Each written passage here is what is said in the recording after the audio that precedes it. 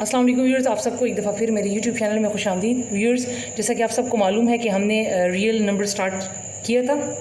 New book class 8 mathematics exercise 2.1 कर रहे थे, जिसमें हमने 3 क्वेश्चंस कर लिए थे।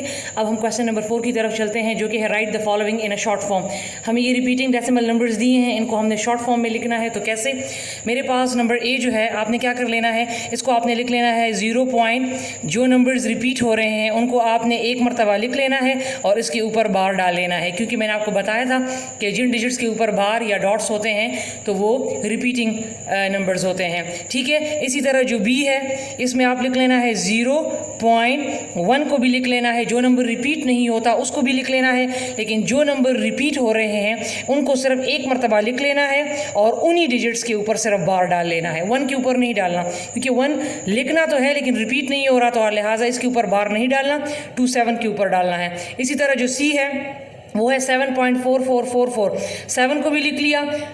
रिपीट कौन से हो रहे हैं? 444, तो मैं 4 को एक मरतबा लिख लूँगी और उसके ऊपर सिर्फ बार डाल लूँगी। ठीक है, फिर डी है, उसमें आप लिख लें 8 पॉइंट।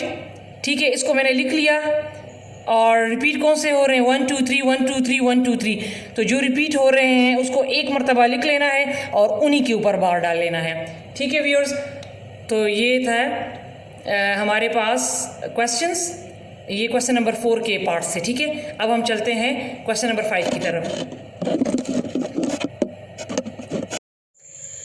जी तो व्यूअर्स, अब मेरे पास नेक्स्ट क्वेश्चन है कि identify the rational numbers which are not in standard form and give reason, then convert them into standard form. ये हमारे पास रैशनल नंबर्स हैं। रैशनल नंबर्स वो होते हैं जो p/q फॉर्म में होते हैं। तो उन्होंने कहा कि इन तमाम रैशनल नंबर्स में बताएं कि कौन से स्टैंडर्ड फॉर्म में नहीं है, उसका रीज़न भी बताएं, और जो स्टैंडर्ड फॉर्म में नहीं है उनको फिर स्टैंडर्ड फॉर्म में कन्वर्ट भी करें। तो देखें, आपने क्या कर लेना है, सबसे पहले हमारे पास कौन से नंबर्स जो हैं वो स्टैंडर्ड फॉर्म में होंगे, पहले आपको ये पता होना चाहिए। तो हमारे पास स्टैंडर्ड फॉर्म के लिए रूल ये है, नंबर 1, कि हमारे पास ये रैशनल नंबर है जो कि p/q फॉर्म में होता है। ठीक है, जितने भी नंबर्स p/q फॉर्म में होते हैं वो रैशनल नंबर होते हैं। तो इन्होंने कहा है कि जो q जो है, ये जो डिनोमिनेटर है, ये हमारे पास क्या होगा? ये हमारे पास पॉजिटिव इंटीजर होगा। ठीक है, एक पॉइंट ये वेरीफाई अगर करें, और दूसरा, अगर p और q का हम HCF लें तो हमारे पास उसका जो HCF है वो 1, आई मीन हमारे पास उसका कॉमन फैक्टर जो है वो 1 के अलावा और कोई नहीं होना चाहिए। तो हम इसको लिख लेंगे,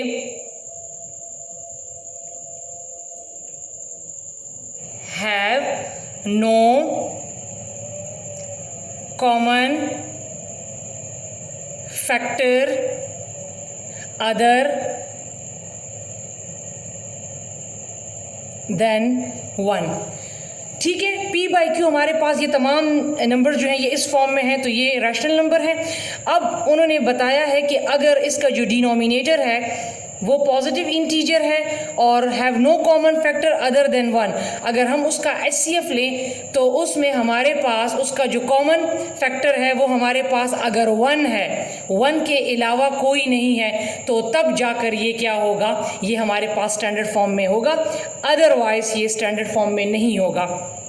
इन दो को देख लें। अब मैं बताती हूँ कि इसमें हमारे पास कौन सा स्टैंडर्ड फॉर्म में है और कौन सा स्टैंडर्ड फॉर्म में नहीं है। तो देखिए, 12/16, अगर आप, मैं पहले डायरेक्ट बता देती हूँ, फिर मैं आपसे कहती हूँ कि किस तरह ये नहीं है। ठीक है, ये सॉरी यहाँ पर माइनस है साथ में। मेरे पास C हो गया, D हो गया और F हो गया। ये C, D और F ये मेरे पास क्या है? स्टैंडर्ड फॉर्म में है। ठीक है, कैसे? देखिए, 22, आप इसको देख लें, नीचे इसका डिनोमिनेटर पॉजिटिव है, तो फर्स्ट पॉइंट तो इसका क्या हो गया? वेरीफाई हो गया। अब दूसरा हमने देखना है कि आया इसका कॉमन फैक्टर 1 आ रहा है कि नहीं। तो अगर आप 21 और 2 का HCF फाइंड करें, देखिए 21 का लें तो 3 7 टाइम 21, 7 1 टाइम 7, 2 का ले तो 2 1 टाइम 2। तो अगर आप इन दोनों में 21 के फैक्टर्स में और 2 के फैक्टर में अगर आप देखें तो हमारे पास HCF 1 के अलावा और कुछ भी नहीं आ रहा। तो इसीलिए ये मेरे पास क्या है, ये मेरे पास स्टैंडर्ड फॉर्म में है। इसी तरह अगर आप 17 और 4 का भी HCF लें तो आपके पास 1 आएगा, मीन दोनों में कोई भी कॉमन फैक्टर नहीं आएगा अलावा 1 के। इसी तरह मैंने दूसरा कौन सा बताया, D 3/4 को भी आप देखें। अगर आप शॉर्टकट इसका करना चाहते हैं तो देखें, इस तरीके से भी आप कर सकते हैं कि 21 और 2 ये दोनों किसी एक टेबल पर अगर नहीं जाते तो इसका मतलब ये स्टैंडर्ड फॉर्म में है। एक तो ये हुआ कि ये पॉजिटिव है तो ये तो वेरीफाई हो गया, ये भी पॉजिटिव है, इसका डिनोमिनेटर भी पॉजिटिव है, तो ये तो वेरीफाई हो गए। लेकिन अगर दोनों एक ही टेबल में नहीं जाते, अब 2 जो है वो 2 के टेबल में जाता है और 21 जो है वो 2 के टेबल में नहीं जाता, ठीक है। तो दोनों एक ही टेबल पर नहीं जाते, अलग अलग जाते हैं। इसी तरह 3-4 को देख लें तो ये भी दोनों अलग अलग टेबल पर जाते हैं, एक टेबल पर नहीं जाते। अगर 17-4 को देख लें तो ये भी अलग अलग टेबल पर जाते हैं, एक टेबल पर नहीं जाते।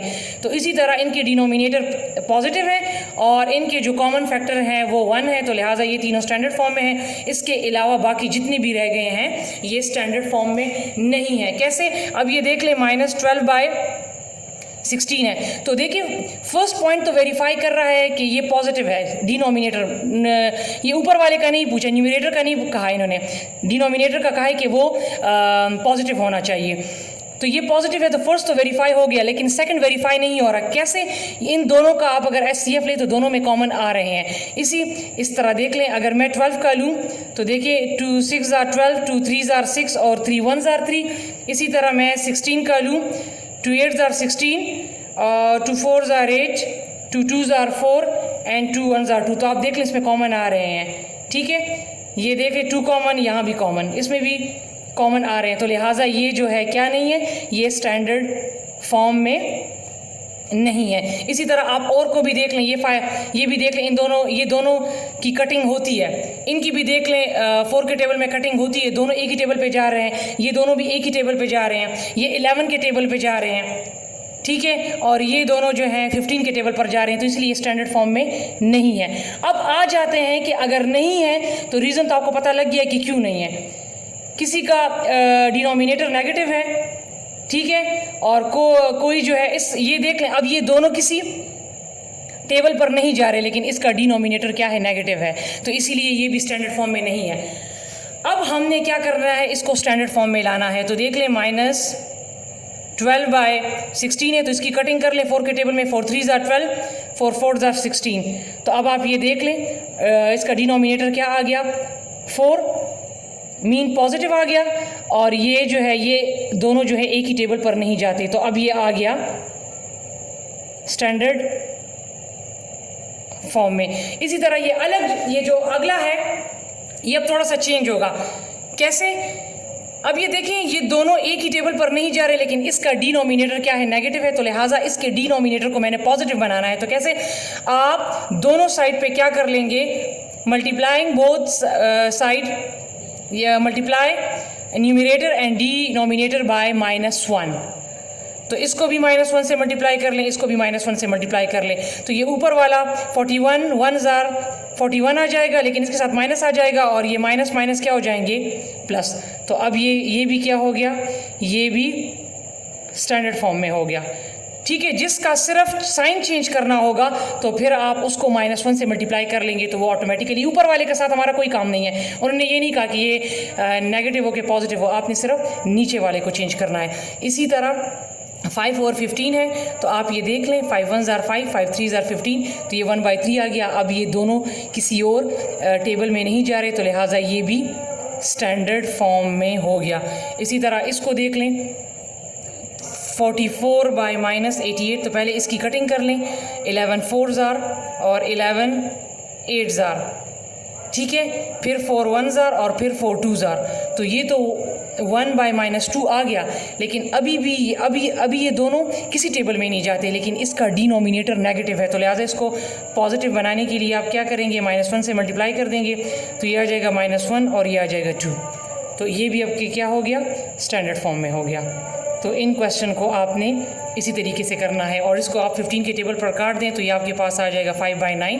तो ये दोनों भी किसी टेबल पर नहीं जाते, तो लिहाजा ये भी स्टैंडर्ड फॉर्म में आ गया। तो इस तरीके से आपने जो स्टैंडर्ड फॉर्म में नहीं है, आपने इसको इस तरीके से स्टैंडर्ड फॉर्म में लाना है, ठीक है।